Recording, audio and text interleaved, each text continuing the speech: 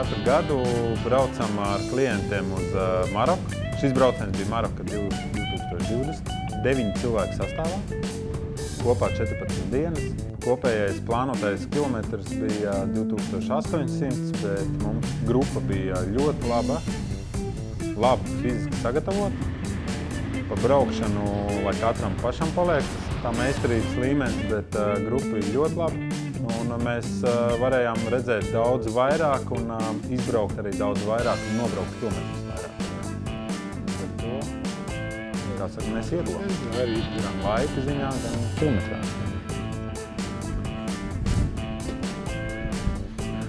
Nu, paņēmos bišķi pātrumiņu.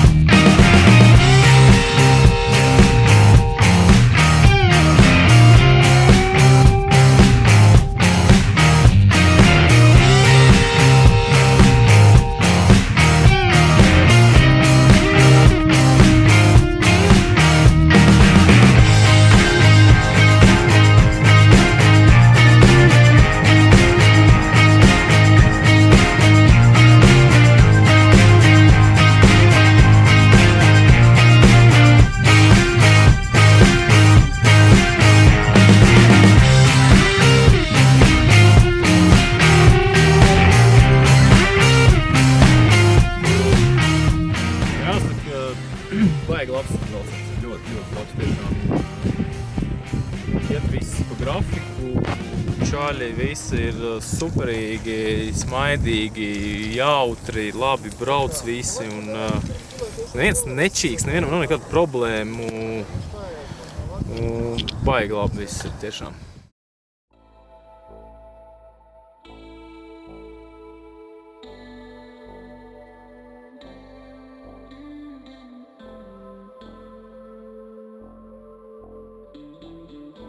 Tāda, jā, tas ir tāds, tā kā cilvēkiem bija vairāk vai mazāk parādīt, kāda ir vidējā atlases kalna, augstie atlases kalni, kur arī palikām par nakti, kur mēs uzbraucām 3200, bet gulējām 2200. Jā, pirmā nakts tā bija, kur tiešām ir Dzidras ezers, no kalniem sniega, viss, kas kūstnāk iekšā ezerā. Apkārt ir kalni un sniegi, un par nakti mums bija -3 grādi. Bija prognozēts, ka būs vēss, +2 līdz 0, bet mazliet viņš pieknieba un pilnmēnesis bija. Pilnmēnesis bija, kas bija ļoti seriāli, tiešām tie skati, kāds tas viss kalni, spīd kā lampa, augsts. Un visi turējās, neviens nečīkstēja pa nakti, ka viņš nevar pagulēt vai vēl. Bet no rīta un jau pēc kādām pāris dienām, 2, un arī tagad dažreiz ir tā, ka cilvēki atklājās, ka tur tomēr pat tā nakti nemaz nav tā īsti gulējuši, tikai tā kā iesnaudies kaut kur un atkal pamosties. Jo augsts bija, jā, un daži tur mēģināja cildīties uz prīmusiņu un tā tālāk, bet tas tāds. Katram savu kaut kādu siltumu. Varēja sveci iekurināt, tad nav liktās, ka ir silti. Tā, un tas ir tas piedzīvojums, pēc kā mēs arī braucām visi.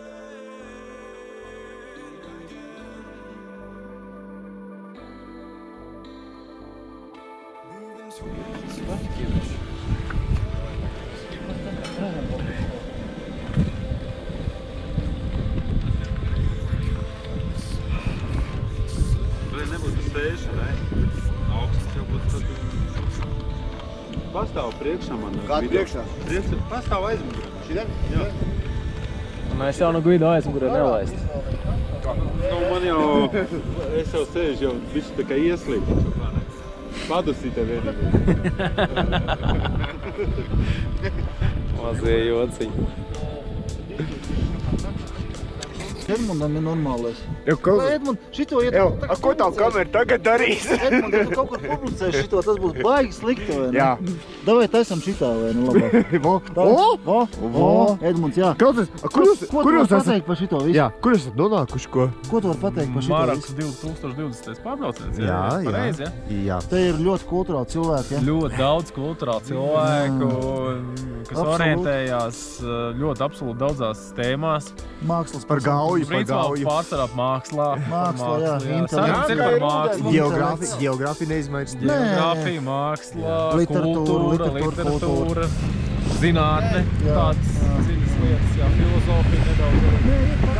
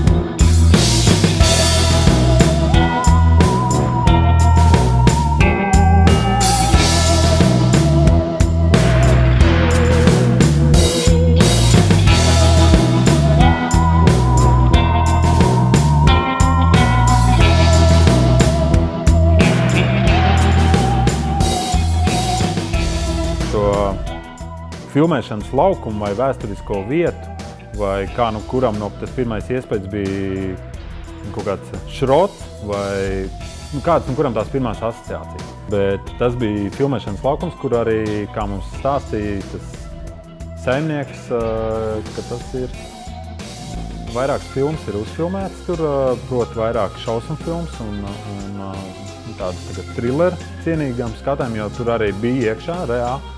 Tā benzīntankā, kur ieiet iekšā, bija asiņaini leduskapi ar norauktām rokām saliktas iekšā, bet, protams, tas nav īsts, bet, reāli, ja tā pirmā brīdī atvēra leduskapaļā, tad tiešām bija tā, ka acis liels palika.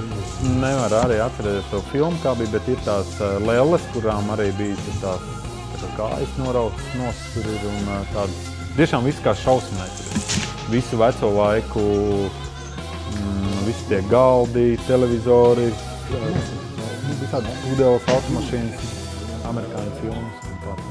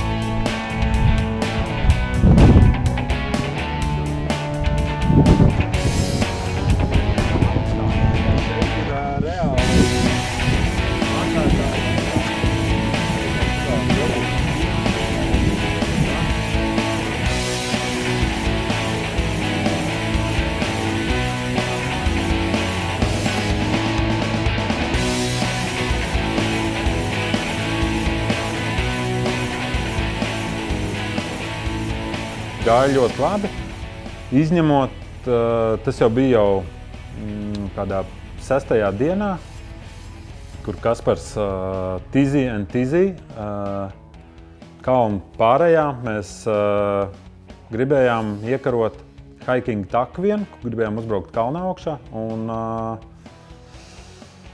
Tur diezgan šaurs, akmeņains, un tad Kaspars kaut kādā veidā pamanījās ļaut savam zirgam iztrakot, un viņš nolec nost, kā īsts kaubojs, un palaid viņu pa kalnu lejā izskrieties zirgam, un lai tā arī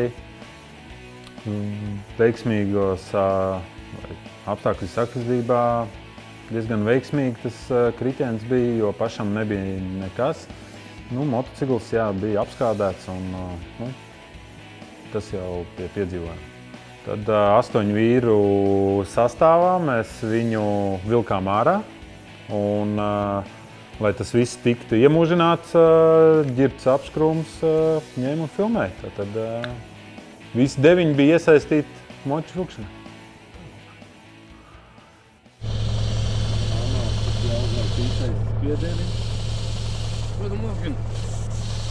How are you? Fine. Coming, Brauks riekšā ir.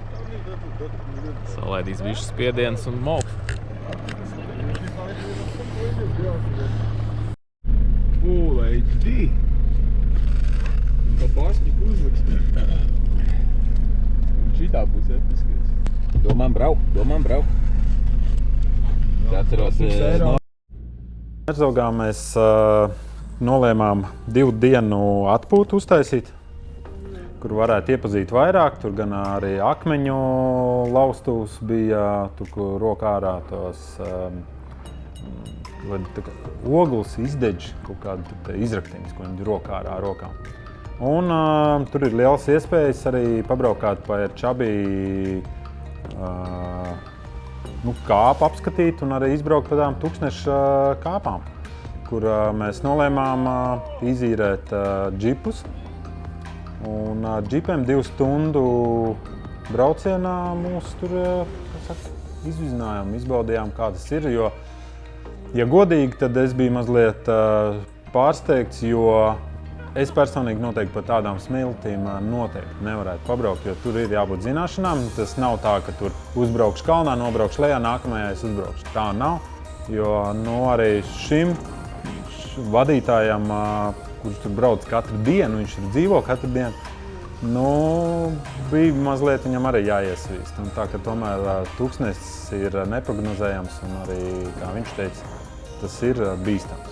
Tur bija tādas labas sajūtas, tiešām emocijas konkrētas, kur arī mēs uzsēdāmies uz tādas tā kā smilšu korītes, reāli abi rati, katrs savā pusē un pa vidu uzsēdāmies. Un tur, kad brauc kalnā augšā, tu neredz, kas tur lejā ir. Tur var būt arī ūdens akas. Tūkstnesī ir arī ūdens akas iekšā. Arī, jā, tur ir tās smilts, kur viņi tie vietējie tur tiem kamieļiem paņem ūdeni. Ir tādas akas. Ir apskates objekts, pabrauc uz priekšu, vēl viens apskates objekts. Pabraucam uz priekšu, pa lielo apskates objektu braucam augšā, Marakešu. No Marakešas braucam uz šitā, jo uz Gagadīru nav jēga. Te ir viens surfera, spots viens mums tur būs, mēs te paliksim. Un tad vienmēr pat te malc atpakaļ. Akceptēts. Mēs šitā viņu... šitā mēs izbraucām tālāk. Jā. Cita grupa bija braukusi ar to trofiju, to džipu, un viņi bija Erčabī kāpā, gribēja uzbraukt augšā, kas ir 80 tieši tur, Merzugā, viņi ir 80 metri augsti.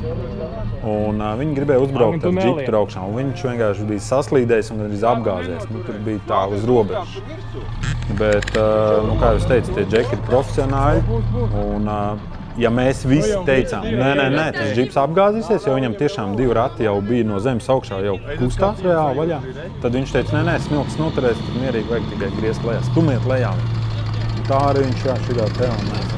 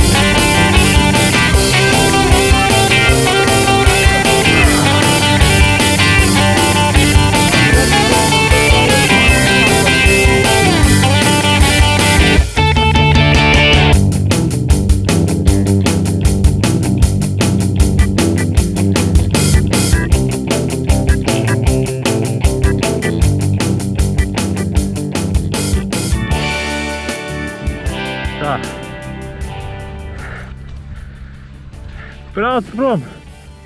Es teiktu, brauc tur lejā! Ar otro roku vai pirmo? Mēģina ar otro! Starp mēs mēģināšu šoreiz tur. Tā kā reku, tu pa tiem akmeņiem tu dabūsi bišķi tādu šusīt. un nāc un te augšā. Tūlītām pa. Tā, jā. Tūlītām, tāpatām, tur pa visiem.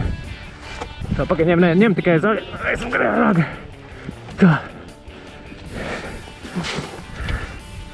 Brauc lejā. Sāš, es domāju, нам тоже спускаться.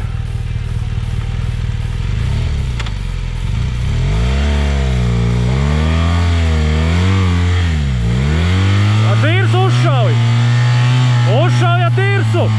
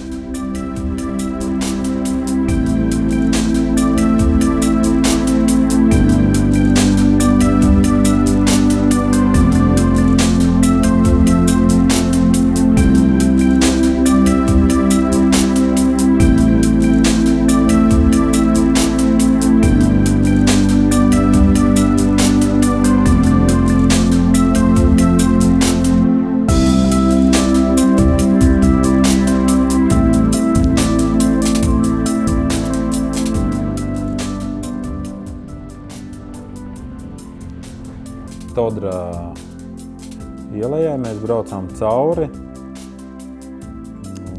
Viņš ir arī viens no apskates objektiem, kur vajadzētu arī redzēt, ja būtu Marokā, tad vajadzētu tā kā būt tur.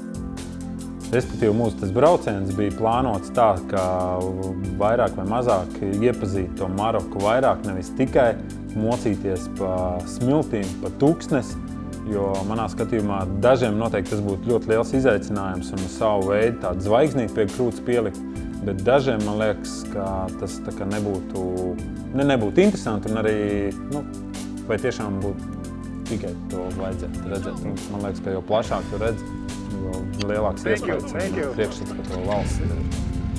Un tāpēc arī tas maršrutu plānojums bija taisīts tāds, lai tas būtu kā vairāk vai mazāk kā turismu brauciens, piedzīvojuma brauciens ar tūkstnesi, lai tu redzētu, kāds viņš izskatās, cik tūkstnesis ir daudzveidīgs, ka tūkstnesis nesastāv tikai no smiltīm, viņš arī nesastāv tikai no kaut kādiem klajumiem, bet ir arī kalnaina aprīdi, akmeņaina aprīdi.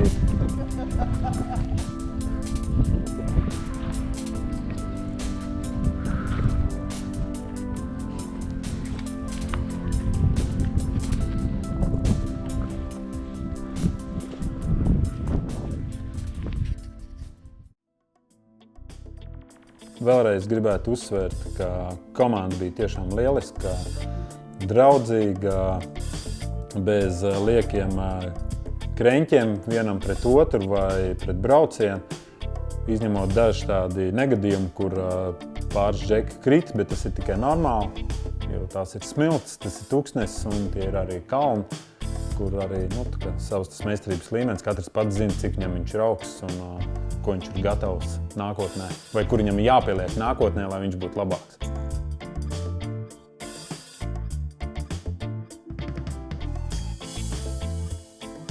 Brīžos, kad bija nepieciešams papildus enerģijas lādiņš, Headstart nāk palīgā.